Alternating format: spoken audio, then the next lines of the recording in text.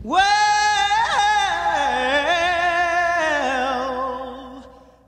Við stættum hérna á Rauðu Lóninu eftir leik KR og Þróttar í kvöld.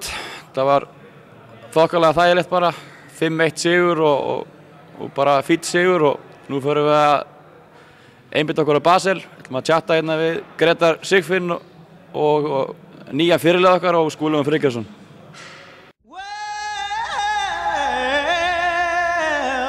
Byrjum með Grétar Sigfinn, fyrirliða KR-inga, með að kalla það núna. Hvernig fílar það að vera fyrirliðin í fyrsta leik? Gríðarlega vel, bara draumi ríkast að feta í fótspor bara merkra manna, bara eitthvað sem maður búinn að dreyma Kannski fjöllum við með Þróttarleikin eftir og byrjum kannski á leiknum úti.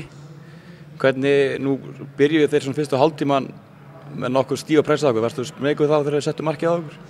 Nei, ég var aldrei smeykur, eina sem við gáfum þeim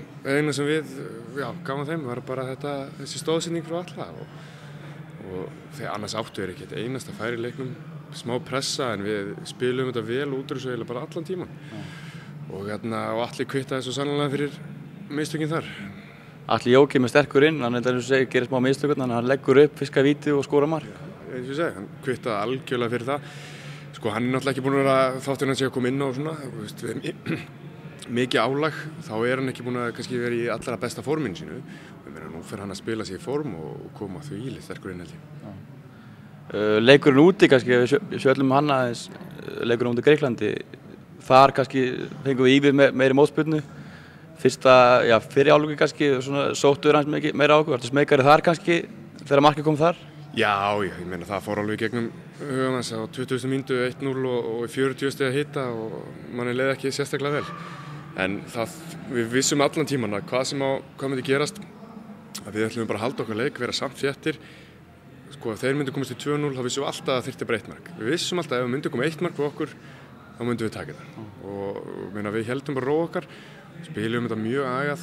En það sem mér skipta langmestu máli, það var ekki það bara að vera varnasinnaðir og góðir þannig. Heldur alltaf þegar við unnum boltann, að spilum við út úr vörninni, heldum boltanum í 1-2 mínútur eða allan í smá tíma og náðum oftast að koma upp völlin. Þannig að þeir þurftu alltaf að byrja frá grunni, það var ekki bara sókn eftir sókn, þrátt fyrir við höfum verið mjög aftalega. Það var alltaf fílingurinn svona litla sem maður sá hérna á Rauðu Lóninu og ég hef verið svona miklu meira sjálfstæðs í seinni hálfleik, þá þorðum við að halda boltanum meira og þá var þetta allt annan leikur fannst mér. Það er bara svolítið svipað eins og ég sé fyrir leiknum. Sko, það var 40 stiga hiti í fyrir hálfleik. Það var því held að þeir ætlaðu nú svolítið spila upp á það að pressa okkur í því. Og það var örugglega erfiðasta sem við höfum flestir gert. Þeir náttúrulega, þetta er frábært lið að reisa, frábært að koma sér gegnum á þeim. En að ná bara að komast inn í seinni hálfleik þegar sólin sest, þá bara fórum við að spila okkar leik, þéttir aftur eins og ég talaði en samt að spila honum áfram. Það hefði verið tekið þokkalega mót ykkur, það hefði verið lögregluvernd megnið af þessu og þeir hefði verið þokkalega æstir fyrir utan völlir og svona. Hvernig var fílingurinn að sjá það? Það var mjög mínar. Allar aðstæður voru frábærar. Það voru 2 löggubílar fyrir framan, 2 fyrir aftan og lúxusrúta. Það var eins og við værum að spila í meistaradeildinni. En ég get nú samt ekki beint sagt að það hefði verið eitthvað óvildi garð okkar vegna þess að það var klappað fyrir okkur. Var ekki óvildi meiri garð bara heima? Jú, eftir leikinn þá var bara púað þá og svo bara voru allir inn á vellinum og klöppuðu fyrir okkur og okkur var sagt að þetta væri mjög óalgengt í Greiklandi. Sjá boltan inni, tilfinningin þá? Hún var mjög góð eftir erfiða viku, var það sagt. Erfið vika, þú varst að eignast dóttur eða ekki? Jú. Til lukku með það? Takk fyrir það. Þannig að það var náttúrulega það sem ég var að meina, erfið vika þannig og ég meina við erum náttúrulega líka búin að spila mikið þannig að þetta er mikið búið að vera í gangi og meina þetta var bara, við uppskánum bara laun erfiðisins og það var akkurat það sem við vorum að gera. Þokkalega vika þegar mark úti, mark hérna, dóttir og fyrirlið, ekki þokkalega tilfinningunum svona? Jú, ég meina ég hef ekki getað skrifað þetta betur og þegar ég fór frá félaginu, fá ekki að spila neitt 2003, þá hefði maður kannski ekki alveg dreymt að þetta myndi ganga svona vel upp þegar maður kemur aftur. Nú eru Þróttararnir að baki og nú getum við aðeins að pæla í Basel, farin að skoða það eitthvað? Við erum eiginlega ekkert búin að skoða það, núna fyrir við bara morgunum það. Vegna þess að deildin skiptir náttúrulega miklu máli og við ætlum að standa okkur í því. Þráttum við séum kannski ekkert endilega að hugsa F-fáingana, það er bara meira okkur.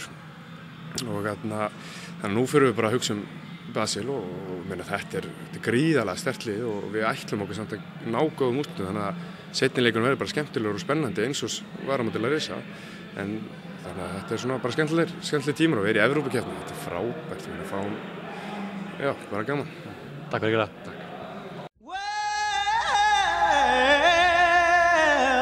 Með Skúla Friðgeirsson, Skúli Jón Friðgeirsson, bakvörð KR Inga. Svo við byrjum að leiknum í kvöld. Varstu smeykur þegar þið jöfnuð eða varstu alltaf þokkalega kúla á þessu? Ég meina, við vorum með leikinn í höndunum frá fyrstu mínútu og náttúrulega alveg slys þetta mark. Ég allan tímann trúði að við myndum koma tilbaka sem við gerðum af því að við vorum með, eins og ég segi, þennan leik algjörlega bara frá fyrstu mínútu, allan tímann. Þróttarinn frekar svona þéttir á þig fastir að þú kannski lendir ekki mikið í bakvörðunum? Nei, ég slapp mjög vel en það fóru aðrir illa. Gunni, alltaf við farið 2 sjúkrahús. Gunni fekk 15 spor þannig að þeir voru svolítið bara í þessu þegar þeir fóru að líða á leikinn að bara einbytta sér að bomba okkur niður og eitthvað. Kannski það að Hauk og Habbo saman í liði kannski ekkert spes-týpa? Nei, þeir eru pína æstartýpur, eiga til að fara í 1-2 tæklingar. Svona eru bara sumir. Svo við tölum leikinn aðeins úti, þar kannski þegar markið kom þar, það kannski aðeins meikari þar. Hvað séu? Þegar markið kemur þar, úti í Greiklandi, nú kannski aðeins meikari við það mark en markið í kvöld. Já, ég verðist að taka einhver ábyrgð á því. Og það lá rosalega á okkur í fyrra hálfleik. Og við komumst í gegnum hálfleikinn með bara þetta eina mark og náttúrulega skítrættur að við myndum detta svona aftur í seinni hálfleik en í staðinn þá stígum við upp og mér fannst við spila mjög vel og þeir eiga varla færi í seinni hálfleik Greikinir. Þannig að leikurinn fór eiginlega bara út í það sem hann var á KR-vellinum í fyrirleiknum að þeir voru með boltan en það var engin hætta.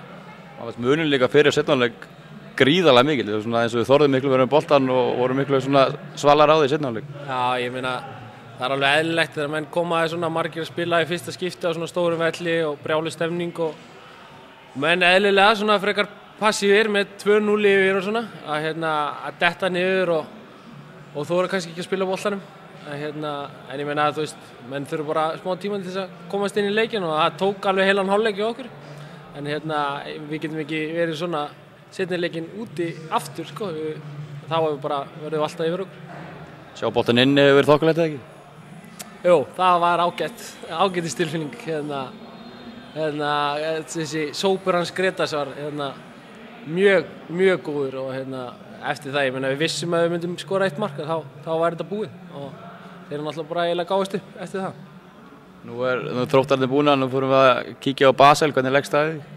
Það leggst bara mjög vel í mig sko, ég meina þetta alltaf þannig að menn eru rosalega renna blind í sjóinn en ég meina við munum örugglega spila mjög svipaðan bolta, liggja tilbaka og vonast þess að setja 1-2 mörk á það heima og alveg bara halda markinu hreinu og halda smá spennu í þessu fyrir seinni leikinn.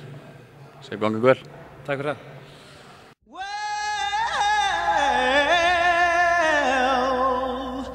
You know you make me wanna kick my heels up and down.